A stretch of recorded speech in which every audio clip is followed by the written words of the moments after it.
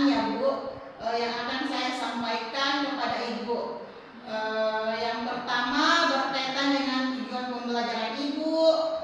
Kira-kira tujuan pembelajaran yang Ibu ingin capai nantinya seperti apa?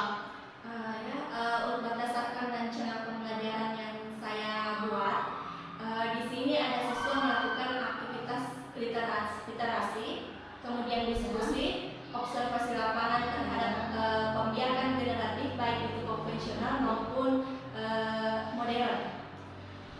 Baik, jadi begitu ya Bu tujuan pembelajaran yang Ibu akan capai.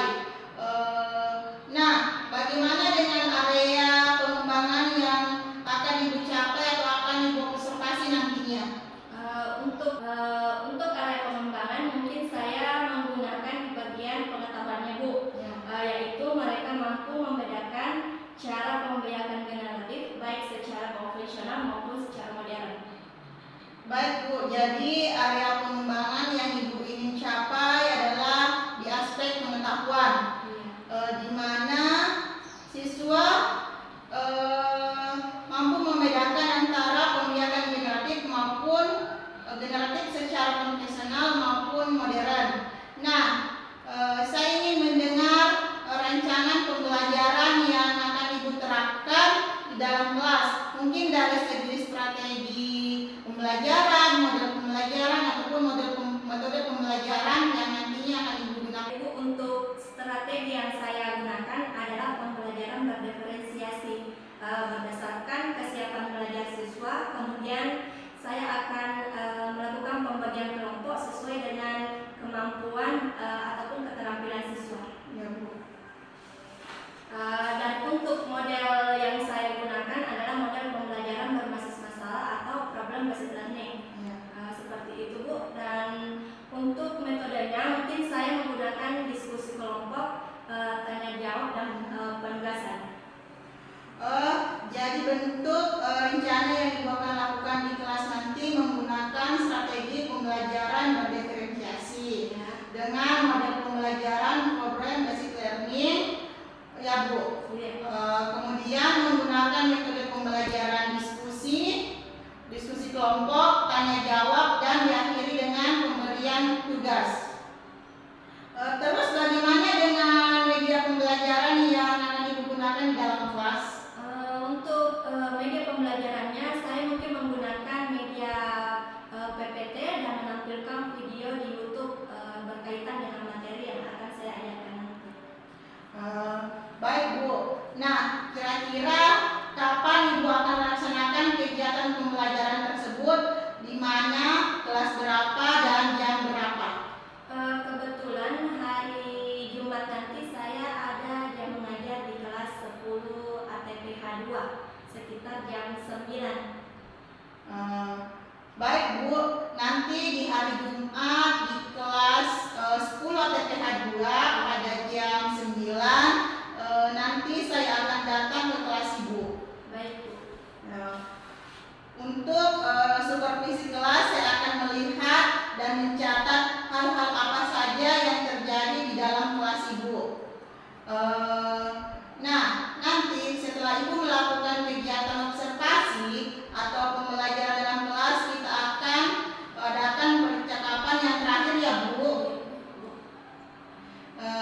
yaitu percakapan pasca observasi yang nantinya juga didampingi oleh pengajar praktik ya Bu. Begitu ya Bu. Sebelum saya akhiri percakapan kita, kira-kira apa yang Ibu dapatkan dari percakapan praobservasi ini? Saya mungkin mendapatkan gambaran seperti media apa yang bisa saya gunakan nanti. Itu juga sudah saya persiapkan diri dari sekarang. Mungkin seperti itu. Baik Bu, terima kasih atas waktunya sudah bersedia berbincang-bincang dengan saya pada percakapan praobservasi ini.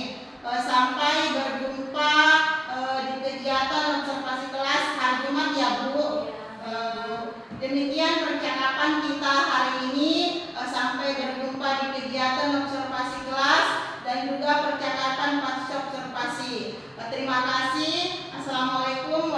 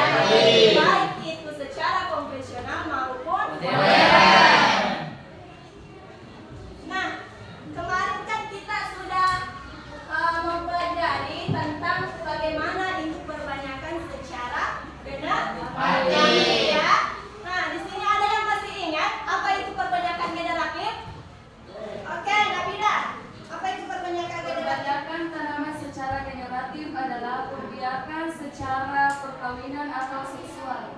Oke, beri tepuk tangan dulu untuk perbanyakan secara generatif itu adalah perbanyakan secara kawin atau seksual, yaitu menggunakan sel kelamin jantan dan sel kelamin betina.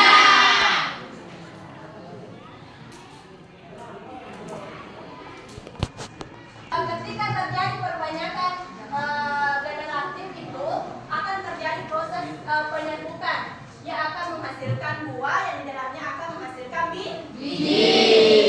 Nah, biji inilah nantinya yang akan dijadikan sebagai benih. Paham ya? Nah, kira-kira kalau kita mau tanaman kita itu berhasil, tentu yang harus bagus itu adalah benihnya ya. Jadi kita membutuhkan benih unggul. Paham ya?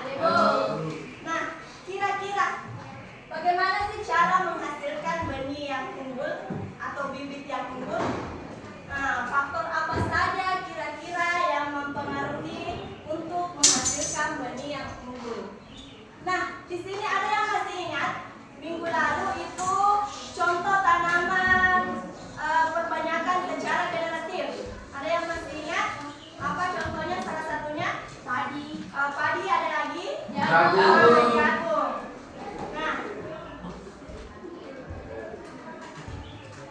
Nah, ibu punya video di sini. Di sini adalah teknologi produksi benih jagung hibrida. Jadi ini adalah video mengenai perbanyakan benih yang unggul. Dia menggunakan benih jagung hibrida. Jadi di sini kalian akan mengetahui bagaimana proses menghasilkan benih jagung hibrida, mulai dari cara penanamannya, persyaratan tumbuhnya, sampai ke penghasilan benih yang unggul. Nah, kalian akan nanti mengamati video di sini. Jadi untuk itu ibu akan membagi kelompok dulu. Ibu akan membagi kelompok ya. Untuk yang di depan sini adalah kelompok jagung. Yang di sini adalah kelompok padi. Di sini adalah kelompok melon. Ya, yang di belakang di ujung sana adalah tomat. Oke, sudah mengerti semuanya? Sudah tahu nama kelompoknya?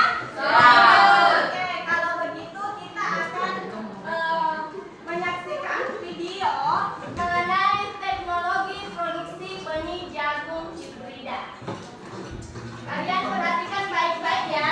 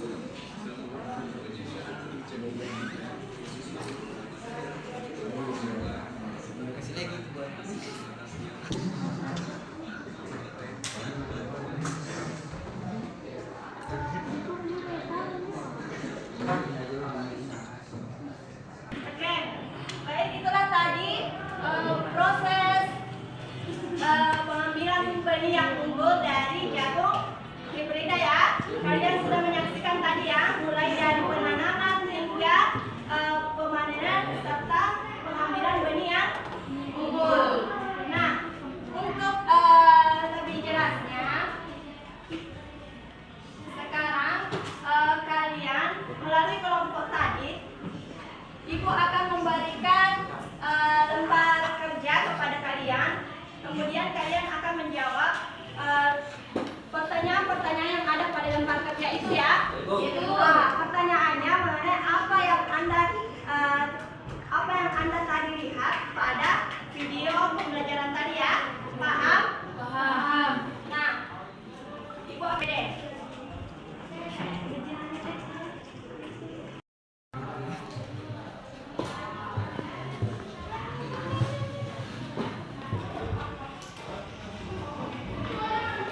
Assalamualaikum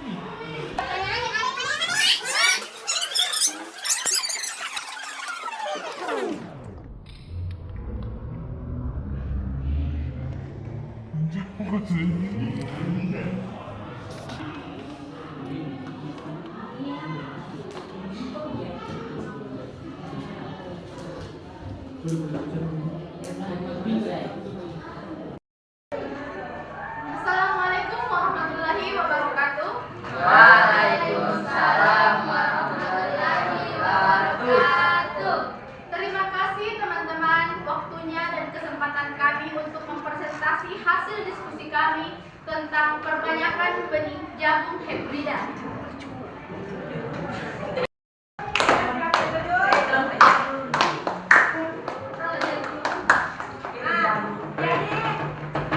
Itulah tadi presentasi dari temannya. Jadi sudah tahu ya, dari pembelajaran kita pada hari ini kita mengetahui bahwa benih itu sangat penting untuk budidaya tanaman. Benih itu adalah unsur utama untuk kita membudidayakan tanaman ya. Jadi tadi kita juga sudah menyaksikan bahwa salah satu cara perbanyakan secara generatif yaitu penanaman jagung hibrida. Jadi sebelum kita melanjutkan kegiatan kita hari ini, kita hentikan dulu sejenak kegiatan kita ya. Kita akan melakukan yang namanya teknik stop. Ada yang pernah lakukan teknik stop sebelumnya? Sebelumnya. Jadi teknik stop itu merupakan singkatan dari stop, take a deep, stop, take a deep breath, observe and proceed. Jadi teknik stop ini merupakan teknik yang paling sederhana untuk berlatih mindfulness, yakni dengan menyadari nafas. Jadi kita merefleks diri kita, pikiran kita, nafas kita untuk sejenak ya. Jadi untuk selanjutnya kalian bisa ikuti instruksi yang ada di atas. Paham ya? Iya, Bu.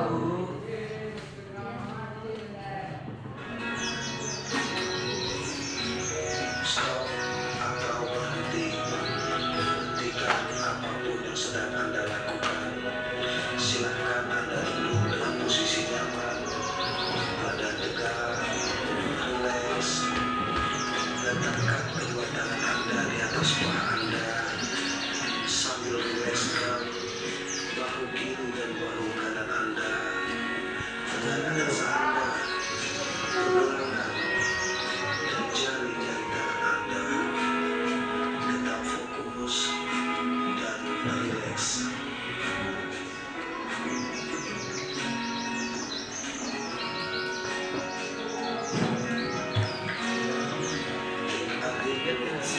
Ambil nafas dalam-dalam. Pejamkan mata Anda. Rasakan secara sadar nafas Anda masuk dan keluar. Rasakan udara segar yang Anda hirup masuk ke dalam hidung dan rasakan hangatnya udara yang keluar melalui mulut.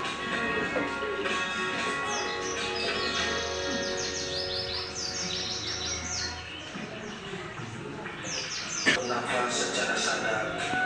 Amati apa yang sedang Anda rasakan pada tubuh Anda. Dada Anda yang membusuk ketika Anda menarik nafas, dan perut Anda mengempis ketika Anda pusing atau melanjutkan. Sekarang buka mata Anda perlahan. Jika Anda merasa sudah siap, Anda sudah merasa lebih tenang. Pikiran Anda lebih jernih dan sikap Anda lebih positif. Senyumlah pada diri Anda sendiri. Mari kita lanjutkan kembali kegiatan dengan perasaan bahagia. Selamat dan bahagia.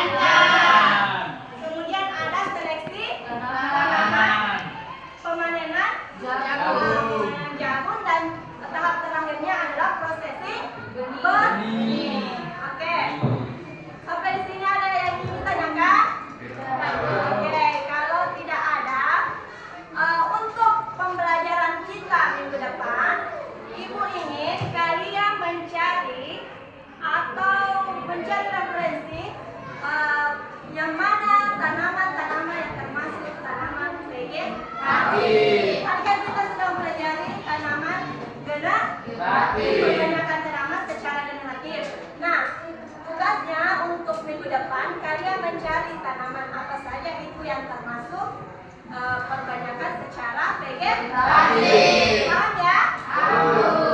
Oke. Oke, kalau begitu pembelajaran kita hari ini kita tutup dengan ucapan alhamdulillah. Ibu akhiri dengan ucapan assalamualaikum warahmatullahi wabarakatuh. Waalaikumsalam warahmatullahi wabarakatuh.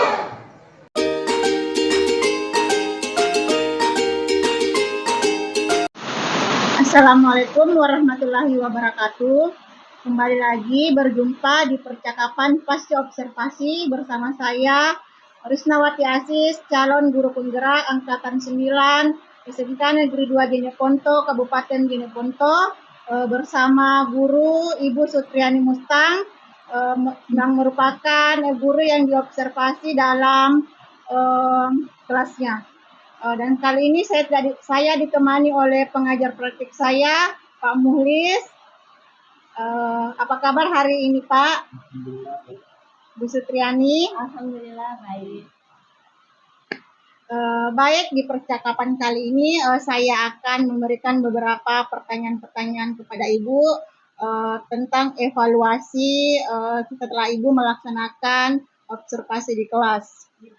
Nah, untuk yang pertama, Bu, saya ingin tanyakan bagaimana perasaan Ibu setelah melakukan observasi di dalam kelas. Ya, karena mungkin baru pertama dan tidak terlalu sering diobservasi, jadi masih merasa tegang, tapi alhamdulillah semua berjalan dengan lancar, Ibu. Alhamdulillah ya, Bu. Sudah berjalan dengan lancar.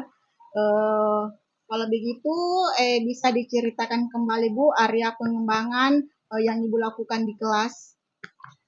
Baik, untuk tahap yang saya lakukan, tentunya di tahap awal pastinya saya menyiapkan perangkat pembelajaran. Kemudian untuk area pengembangannya mungkin di area pengembangan untuk pembelajarannya. Yang pastinya kemarin kan saya mengangkat materi pembiakan tanaman. Mungkin saya lebih ke pengembangan anak-anak, di mana anak-anak itu bisa mampu mengetahui lebih dalam pembiakan secara generatif, baik itu secara konvensional maupun secara modern. Seperti itu. Baik, Bu, berarti area pengembangan yang Ibu lakukan di kelas itu sudah berjalan dengan lancar sesuai dengan rencana yang telah Ibu sepakati, yaitu tentang pembiakan tanaman secara generatif dan konvensional. Baik, Bu, apakah dalam proses pembelajaran yang Ibu lakukan di kelas, apakah ada kendala-kendala yang Ibu hadapi selama proses pembelajaran di kelas tadi? Baik, selama proses pembelajaran tentunya pasti ada beberapa kekurangan yang mungkin saya alami, dan mungkin juga sudah dialami oleh guru-guru yang lain. Misalnya seperti anak-anak itu kurang aktif dalam proses pembelajaran. Jadi mereka ada beberapa siswa yang masih sibuk sendiri dengan dirinya masing-masing. Jadi seperti itu kendala yang Ibu rasakan di kelas, ada anak yang kurang aktif, hanya mengandalkan teman kelompoknya. Berdasarkan kendala-kendala yang Ibu ceritakan tadi, bagaimana langkah untuk mengatasi kendala-kendala tersebut dalam proses pembelajaran Ibu selanjutnya? Mungkin saya akan lebih memperhatikan pada proses kelompoknya, pembagian kelompoknya. Misalnya, mungkin saya akan lebih bertanya kepada mereka lebih suka dengan metode pembelajaran seperti apa, misalnya seperti auditoria ataukah kinestetik, dia lebih sukanya kemana. Mungkin saya akan lebih tanya kepada siswa yang seperti itu. Jadi solusi yang Ibu nanti akan lakukan, membuat kelompok siswa berdasarkan dari minat belajarnya ya dari Bu. minat Ya, belajarnya. misalnya dia sukanya auditori, visual atau kinestetik. Kapan kira-kira Ibu akan melaksanakan proses pembelajaran dari yang Ibu bicarakan tadi? Untuk lebih pastinya saya mungkin tidak bisa memberitahu atau menjelaskan, tapi yang pasti setiap dalam proses pembelajaran saya akan memperbaiki sedikit demi sedikit proses pembelajaran saya. Ya, alhamdulillah Bu. Dari proses percakapan pasca prestasi kita ini, saya sudah menangkap bahwa Ibu akan memperbaiki segala kendala-kendala yang dihadapi pada dalam kelas proses pembelajaran, membuat kelompok belajar berdasarkan dari minat belajar mereka. Baik Bu, terima kasih atas kesempatannya hari ini. Semoga kita dapat berkolaborasi ke depannya, membuat pelajaran di kelas lebih bermakna, anak-anak termotivasi lagi untuk meningkatkan kreativitasnya di kelas. Sehat-sehat Bu, terima kasih untuk kesempatannya. Saya ucapkan Assalamualaikum warahmatullahi wabarakatuh. Waalaikumsalam warahmatullahi wabarakatuh.